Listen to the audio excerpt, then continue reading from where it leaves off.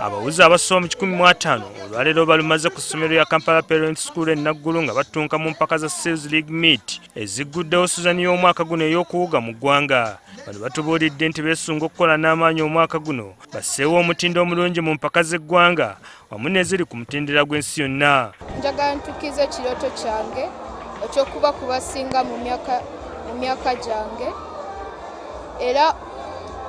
era mpalampa madaala ganzikiriza okuba okusinga bonna.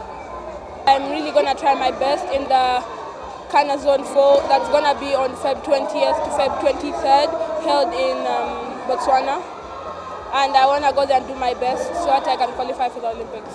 In this season I want to achieve many things, but most of all I want to be the best and to do the best I can in order to reach the goal, the place I want to be.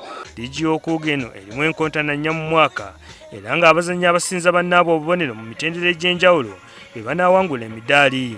Irene Mudanye ku lwa banne we bategeka empaka zino atubuulidde nti beenyumiza mu bituukiddwako mu muzannyo gw'okuwuga mu ggwanga okuva lwe batandikawo enteekateeka ya liigi eno. Tuli basanyufu nnyo nti League Meets zino ziyambye nnyo kinene okutambuza omuzannyo guno ogwa swimming.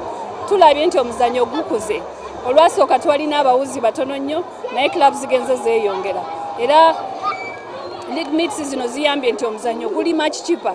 Guyambye nnyo abaana okwetaba mu mizannyo gino nga tebaspendize ssente nnyingi nnyo. Era tuli basanyufu nnyo nti ffe ng'abasiuzi tucontributinze kinene nnyo okulaba nti omuzannyo guno gukulaakulana mu ggwanga lyaffe lino Uganda. Olubuga lwa liigi eno olusembayo mu mwaka lwakubeerayo mu mwezi gwe-11. Sam Mpoza, NTV.